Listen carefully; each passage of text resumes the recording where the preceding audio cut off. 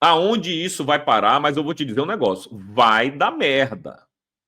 Vai dar merda. Todo mundo tá vendo isso, cara. Não é possível que nós leigos, nós que não somos da caserna. Fala pessoal, sejam bem-vindos. Começando mais um vídeo recheado de informações importantíssimas. Mas antes, inscreva-se agora mesmo no canal, deixe o seu like e compartilhe esse vídeo com o máximo de pessoas. Assim você vai estar me ajudando demais. Giro na tela e notícias a seguir.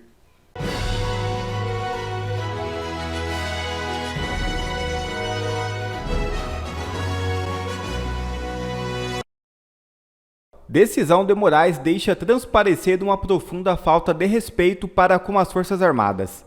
A prisão do general Braga Neto carece de fundamentação legal. É totalmente absurda, mas revela um dado que até então não havia sido explicitado com clareza: o menosprezo e a profunda falta de respeito do ministro Alexandre de Moraes pelas Forças Armadas do Brasil. Só isso pode explicar os termos usados pelo magistrado para qualificar um general 4 estrelas reconhecidamente com inúmeros serviços prestados ao país. Moraes dispensou atributos ao general, que normalmente os ministros da Suprema Corte poupam até mesmo traficantes que comandam perversas facções criminosas. Com sua caneta pesada, cruel e injusta, tratou o general como um sujeito de extrema periculosidade. Disse ainda, adiantando sua eventual sentença, que os elementos de provas trazidos pela Polícia Federal indicaram a existência de gravíssimos crimes. Disse ainda que os fatos demonstram que os investigados são integrantes de uma organização criminosa com o objetivo de executar atos de violência com monitoramento de alvos e planejamento de sequestro e possivelmente homicídios do então presidente do Tribunal Superior Eleitoral, o próprio Moraes, e da chapa eleita de Luiz Inácio Lula da Silva e Geraldo Alckmin. Tudo isso com uma notória carência de fundamentação à luz do que exige e a Lei Processual Penal Brasileira. Enfim, a peça do magistrado é, em suma, um amontoado de lorotas onde se buscou prender o general para depois investigar. Um verdadeiro atentado contra a lei. Diante de tudo isso, o Exército soltou a vergonhosa nota. Abre aspas. O Exército vem acompanhando as diligências realizadas por determinação da Justiça e colaborando com as investigações em curso. A Força não se manifesta sobre processos conduzidos por outros órgãos, procedimento que tem pautado a relação de respeito do Exército Brasileiro com as demais instituições da República. Fecha aspas. Resumindo, uma vergonha chamada Exército Brasileiro. Fonte de Didi Red Pill no Exército Brasileiro crava que já está tudo armado para que outro general importante do governo Jair Bolsonaro seja preso na próxima semana. Porque o homem que fazia a ligação entre os supostos assassinos e a cabeça da organização que queria isso, o cara que fazia a ligação está solto. Agora Braga Neto está preso, os Kids Pretos estão presos, está todo mundo preso. E isso é que a gente não entende, porra, que loucura é essa? Ou você prende todo mundo e daqui a pouco eu vou te mostrar uma lista que acabou de sair na internet. Acabou de sair. Uma lista com um bocado de nome de possíveis prisões antes do Natal. Não sei se é verdade, não sei se é mentira. Como vocês sabem, ontem eu conversei com uma fonte que é de lá de dentro do seio militar, mas de lá de dentro mesmo. Pica das galáxias. Ele falou: Didi, se prepare, porque na semana que vem o general Heleno vai rodar. Não me disse o dia, não me disse a hora, evidentemente, que ele também não sabe, mas ele disse que está tudo armado para na semana que vem prenderem o general Heleno. E aí a gente cai naquela conversa que a gente teve ontem de os maus prendendo os bons. E a caserna calada. Quando eu digo a caserna calada, eu não me refiro a nenhuma revolução, nada disso não. Mas você não ouve nem os bananas de pijama, né? Ou melhor dizendo, os melancias de pijama do clube militar dizer uma nota. Na época de Bolsonaro era uma nota todo dia. Agora que o Brasil está na mão dos comunistas, nem os aposentados têm coragem de falar nada. Nem os melancia de pijama dão uma notinha para falar desse absurdo. Prender um general de 4 estrelas. um dos mais honrados e homens desse Brasil, um cara que prestou serviços para a nação aí, tanto no civil quanto no militar, e os seus pares aposentados não falam nada, não dizem um ai. Pera aí, né, irmão? Pera aí. Nem aposentado esses melancia estão servindo para nada, pô. Porque os da ativa você pode até pensar assim, porra, existe uma hierarquia, os militares geralmente não se pronunciam quando são da ativa, etc e tal. Tudo bem, eu acho um absurdo, mas tudo bem. Mas os aposentados estão com medo de quê? De perder a aposentadoria? Bom, não sei aonde isso vai parar, mas eu vou te dizer um negócio. Vai dar merda. Vai dar merda. Todo mundo tá vendo isso, cara. Não é possível que nós leigos, nós que não somos da caserna, nós que não temos poder nenhum, nada. Nós somos orelha seca, né? A gente está percebendo o caminho que o Brasil está tomando e os poderosos estão esticando a corda, esticando a corda, esticando a corda. Claro, se toda vez que ele estica a corda não tem um FDP, e me desculpe os termos, mas não tem um FDP para dizer, epa, chega, você já esticou essa corda demais aí, mas não tem homem no Brasil. Não tem ninguém para chegar para o cara e dizer, acabou, a brincadeira acabou. Mas por que não tem? O legislativo cheio de ladrão e corrupto, tudo no bolso do sistema. Não vão bater de frente. O legislativo está querendo mais que o mar pegue fogo para ele comer peixe frito. Eles não estão nem aí. Eu estou me referindo, evidentemente, ao senhor Rodrigo Pacheco e ao senhor Arthur Lira. Dois marionetes do sistema. Aí você olha para as Forças Armadas. Tudo bem. Quem poderia tomar as providências cabíveis nos pesos e contrapesos da República é o Legislativo. Não vai tomar. Não vai tomar e a perspectiva do futuro é pior ainda. O Hugo Mota, se você está reclamando do Arthur Lira, se prepare para o Hugo Mota. Se você está reclamando do Pacheco, teremos a volta do Alcolumbre. Olha a perspectiva que a gente está vendo de futuro aí no Legislativo. Até as eleições de 2026, e graças a Deus 2024 já está indo embora, porque cada dia a gente fica mais perto de 2026, se a gente não encher aquele Senado de gente de direita, não vai ter jeito. Então vamos lá. Aí você olha para o Legislativo, é essa porcaria. Você olha para os militares, aí você pensa assim, porra, o número 1, Tomás Paiva, o número 2, General Richard, estão no bolso do sistema. Ambos só estão sentados nas cadeiras que estão por causa do ministrão. Lula foi ouvir o ministro antes de nomear os caras. Na verdade, foi meio que o contrário. O ministro indicou para Lula os dois. E Lula foi lá e assinou. Disse, você tem certeza que esses dois mesmo? Tem que botar esses dois aí que não vai dar nada pra gente. Tem certeza? Eu te garanto. Aí Lula foi lá e nomeou os dois. O comandante do Exército e o chefe do Estado-Maior, que é o segundo na hierarquia. Aí você olha para o Legislativo, aquela porcaria. Olha para o Exército, aquela outra porcaria. O que é que resta? Bom, existe coisas chamado povo na rua. Existe uma coisa chamada desobediência civil, mas o brasileiro nunca fez isso. O brasileiro nunca fez a desobediência civil, porque ela só funciona se for em massa. Quer um exemplo? Deixar de pagar imposto. Só vai funcionar se o Brasil inteiro deixar de pagar imposto. O que é que adianta eu ir lá e não pagar o imposto e todo o meu prédio pagar? Quem é que vai se arrombar? Eu. Quem vai se dar mal sou eu. Mas se todo o prédio deixasse de pagar imposto, se toda a rua, o bairro, a cidade, o estado, né, ou muita gente deixasse de pagar, na desobediência civil, aí o establishment ia pensar duas vezes. Outra coisa, greve geral, beleza, mas ninguém quer fechar seu estabelecimento. Todo mundo quer greve geral, mas ninguém fecha a sua farmácia, ninguém fecha a sua padaria, ninguém fecha seu mercadinho, seu consultório odontológico, o seu escritório de advocacia, ninguém fecha, cara. Então, como é que você fica exigindo aí povo na rua, povo na rua, povo na rua? Não é? É a saída, povo na rua. Ditaduras só caem com povo na rua. Muitas só caem com sangue. Eu não quero isso para o meu país. Eu não quero isso para o Brasil. Mas é a história que ensina. É a história que ensina. Você não faz um omelete sem quebrar ovo. Não faz. Então, assim, o brasileiro está muito acomodado. O brasileiro, enquanto não for com ele, não está nem aí. Mas um dia vai chegar nele. Já está chegando para geral, no sentido de que a inflação bate em todo mundo.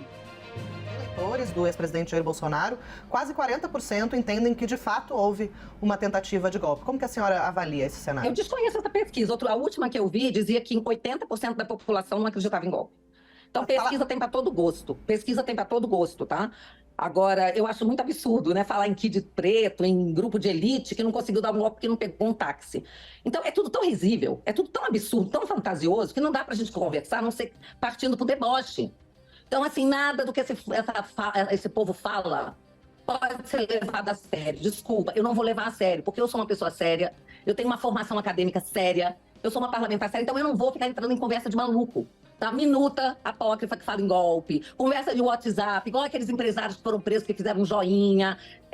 Todo esse tipo de coisa, todo esse absurdo já vem acontecendo há muito tempo e vão só aumentando, engrossando o caldo. A temperatura está subindo muito. Pode ser que eles queiram prender muita gente ainda. Todas essas prisões são ilegais, são absurdos. O que a gente está vivendo é um verdadeiro inferno para as pessoas que essas sim são cumpridoras das leis. Tá? Então a bandidagem está solta, todo mundo sendo liberado, bandidos condenados, pessoas que devolveram milhões, que réus confessos, estão soltos. O PT está aí roubando de novo, as estatais que estavam dando lucro no governo Bolsonaro, de novo dando prejuízo, os pobres dos funcionários que dependem dos fundos de pensão aí, das estatais, de novo tendo que pagar essas dívidas, tendo as suas aposentadorias em risco. O crime voltou ao Brasil e sem cerimônia, é disso que se trata. Agora vão ficar fazendo phishing expedition, pegando o celular das pessoas para ficar procurando provas, para sustentar uma narrativa absurda. Eu confesso para vocês que a gente já está cansado dessa palhaçada. Tudo que está acontecendo, que o Brasil está vivendo é uma palhaçada. As pessoas de bem não toleram mais isso, o povo não aguenta mais.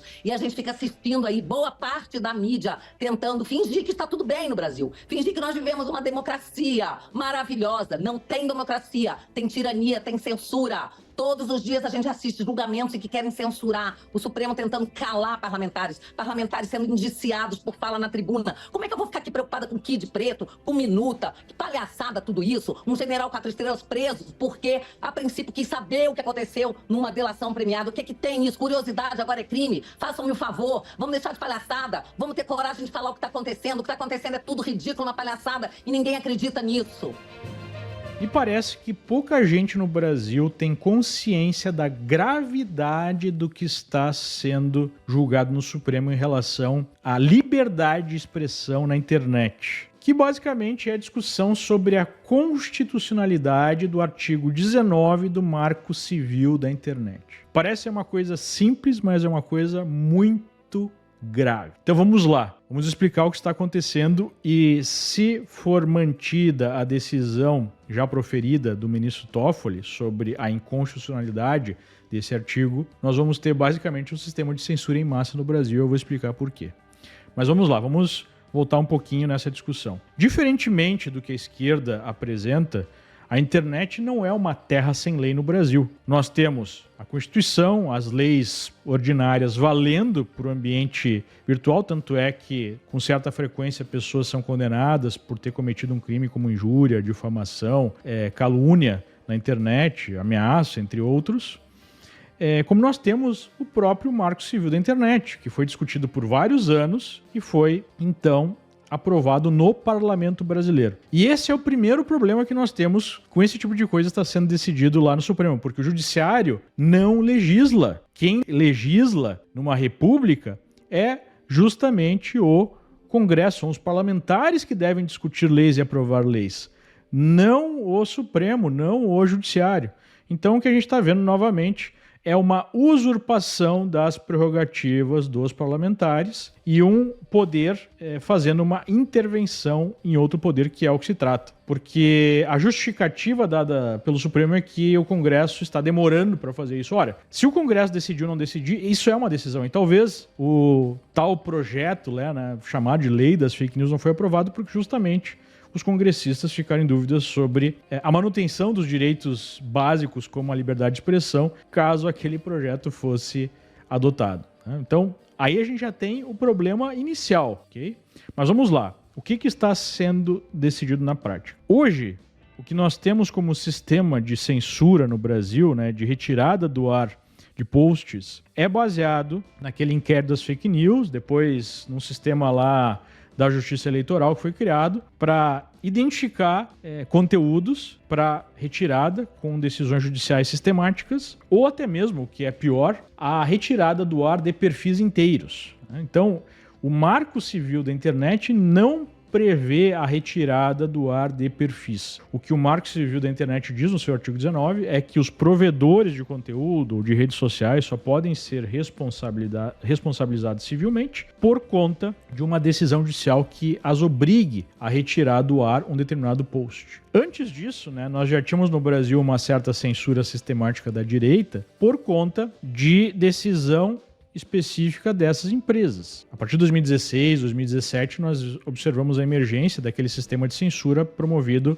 pelas agências de fact-checking. Então, elas sinalizavam para essas empresas de rede social que bancavam, ou que bancam a maior parte dessas agências, o que seria fake news, ou discurso de ódio, ou whatever. E então as empresas retirariam. Claro que já é ali uma hegemonia da esquerda, porque a gente sabe que essas empresas, até a compra do Twitter pelo Elon Musk, né?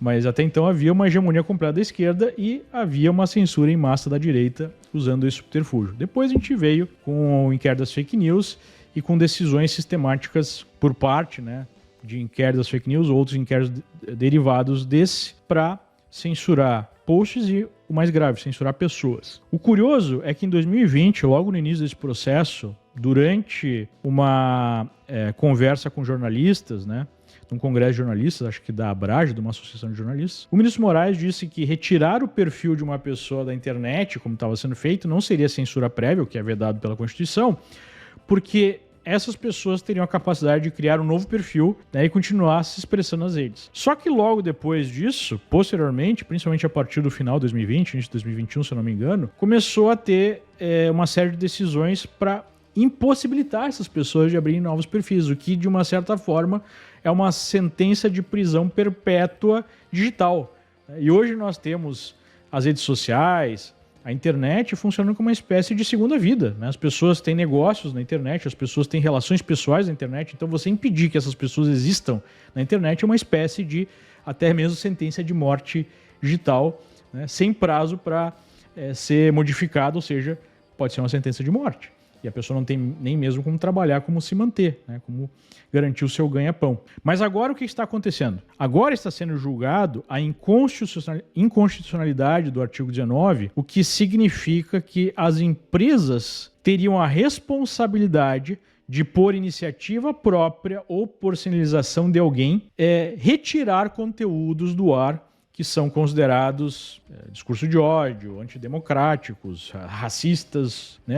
Tem uma série de definições. Qual é o problema? O problema é que a gente já viu o critério. Muitas vezes foi considerado algo ilegal, uma mera opinião. Não podemos esquecer que, há pouquíssimo tempo, um documentário que nem foi visto por ministros que tomaram essa decisão foi censurado um pouco antes das eleições, né? Então isso foi considerado um conteúdo antidemocrático, um conteúdo que nem se saberia exatamente qual era. Então, caso a decisão final seja no sentido do voto do ministro Toffoli, que já foi apresentado, o que nós vamos ter nada mais é do que uma censura em massa no Brasil. E não podemos esquecer que a própria AGU do governo Lula está pedindo ali para ser um dos órgãos que possam identificar discursos que sejam contra a democracia, ou que sejam fake news, ou que sejam discursos de ódio, para serem retirados. E muitas vezes esses discursos podem ser simplesmente críticas ao governo.